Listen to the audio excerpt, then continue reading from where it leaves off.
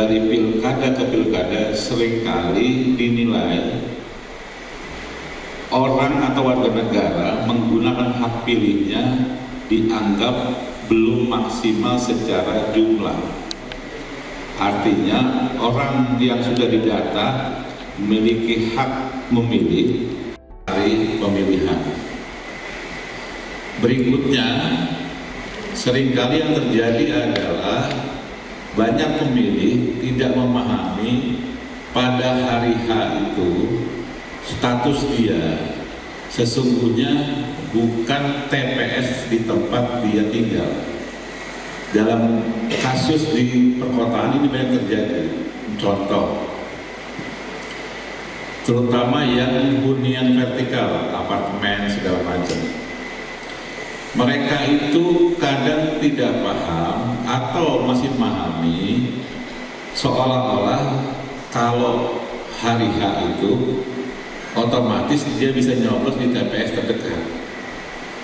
Padahal yang namanya TPS itu kan syarat boleh pilih di TPS tersebut yang jelas memang dia terdaftar sebagai pemilih di TPS tersebut yang basisnya adalah RT atau gabungan RT.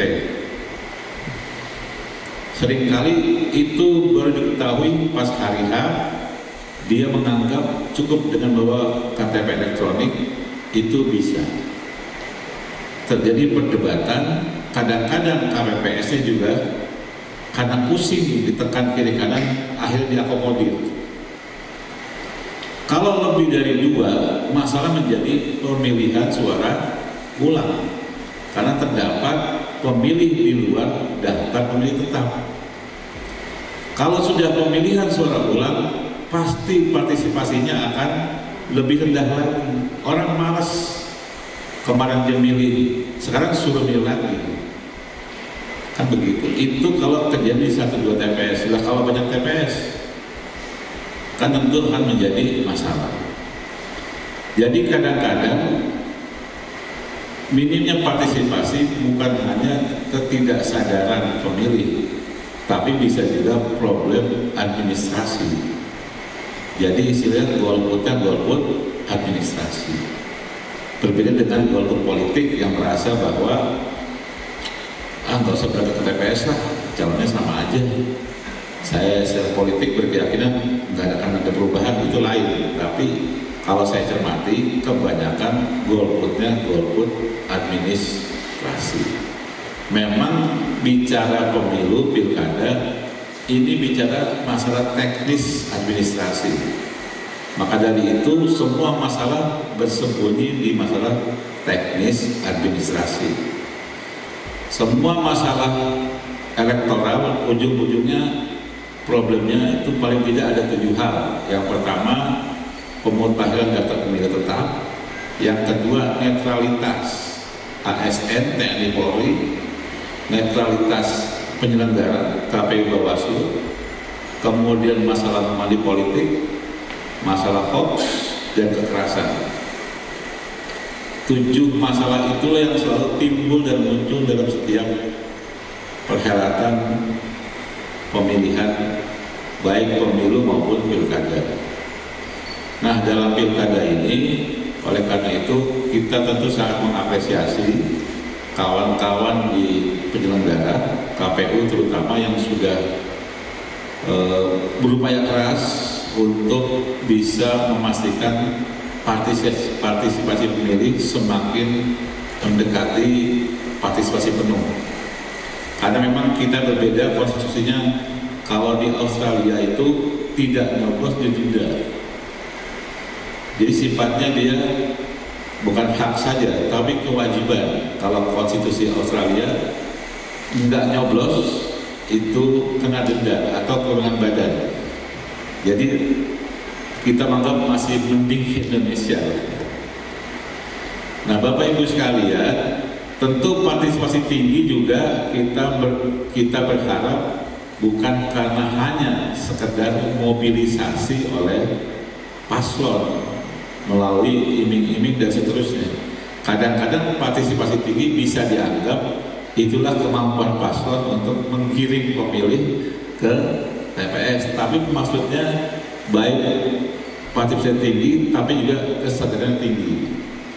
Karena inilah pertama kali pilkada dilakukan secara serentak se-Indonesia. Ya Bapak Ibu sekalian, serentak se-Indonesia, 5 tahun lagi kita baru ketemu lagi. Jadi 5 tahun ke depan sepi, nggak ada pilkada, nggak ada pemilu pokoknya. Jadi 5 tahun besok nggak ada hingar-bingar politik lah, kira-kira begitu ya dalam hal pilkada. Maka kalau kita salah menentukan juga akan berdampak pada 5 tahun ke depan akan yang kita rasakan. Nah kemudian masalah yang akan muncul lagi terutama soal pemahaman KPPS dalam menyikapi permasalahan pengalaman kami. Ini masalah pemahaman tentang surat suara cadangan. Ya, surat-surat cadangan itu kalau pilkada kan 2,5% dari jumlah daftar pemilih tetap. Nah kadang-kadang ketika surat suara itu yang harusnya buat surat suara rusak atau lebih coblos, tapi oleh KPPS itu dianggap kuota bagi daftar pemilih tambahan, yaitu orang yang punya KTP setempat tapi waktu copot nggak terdaftar, dia bukan DPT tapi daftar pemilih tambahan.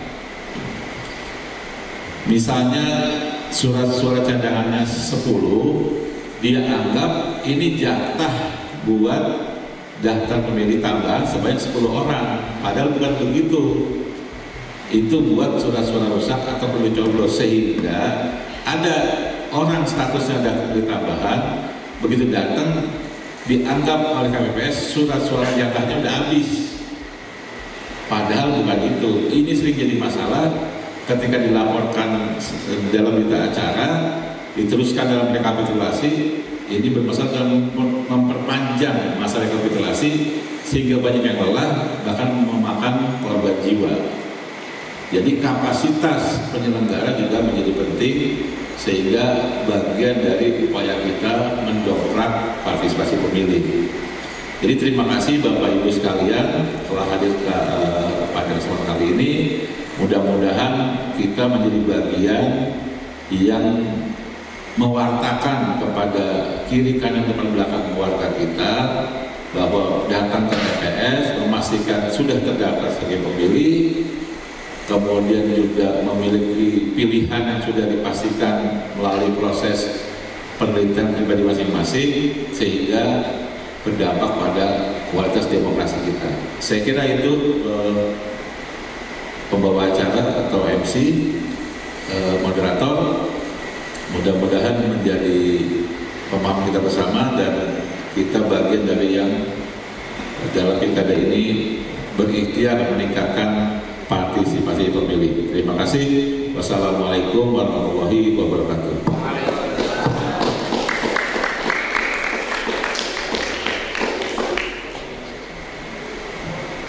Baik, terima kasih kepada Bang Deddy yang telah memaparkan. Boleh sekali lagi aplaus buat beliau. Sebenarnya kalau saya simpulkan dari paparan materi beliau tadi, memang permasalahan di pemilu baik di pilkada itu sangat complicated sebenarnya. Tetapi mungkin ini merupakan salah satu ikhtiar supaya pemilu khususnya pilkada untuk 2024 bisa berjalan lancar.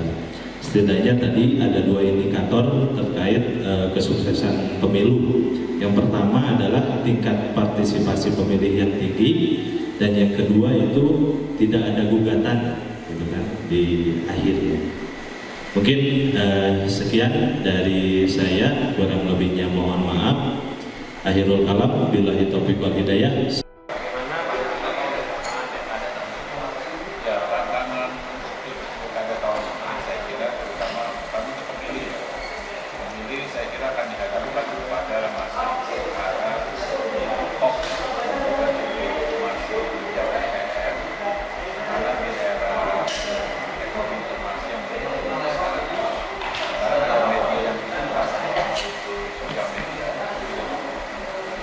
Satu,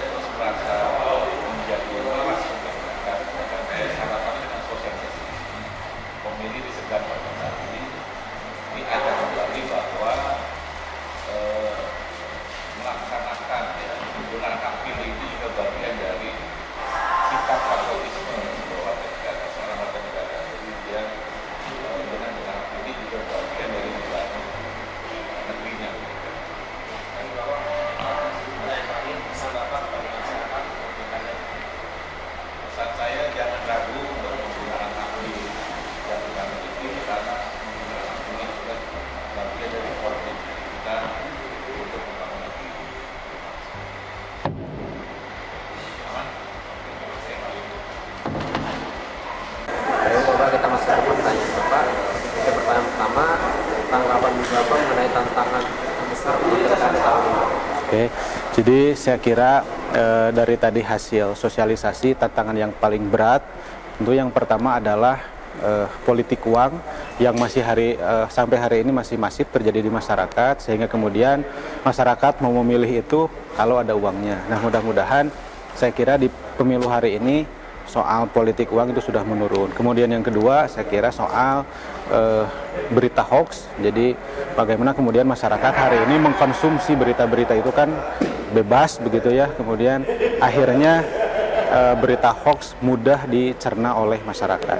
Saya kira itu dua tantangan itu yang hari ini masih menjadi masalah saya kira di pemilihan kepala daerah Provinsi Jawa Barat. Oke, pertanyaan kedua Bapak, apa harapan Bapak dengan diadakannya sosialisasi pada Harapan saya selaku Ketua Yayasan Sangga Aksara Buana dengan adanya sosialisasi ini tentu partisipasi masyarakat semakin meningkat tanpa ada embel-embel apapun, dengan kesadaran masyarakat bisa datang langsung ke TPS. Jadi partisipasi masyarakat di Jawa Barat yang kemarin pemilu di angka 80% lebih, minimal bisa dipertahankan, lebih baik bisa meningkat. Saya kira begitu untuk harapan. Pertanyaan terakhir, pesan Bapak kepada masyarakat untuk pilkada. Ya, pesannya nggak banyak. Jadi tanggal 27 November datang ke TPS, pilihlah pemimpin sesuai dengan hati nurani, pilihlah pemimpin sesuai dengan kapasitas dan kapabilitasnya. Saya kira begitu, cukup, Pak.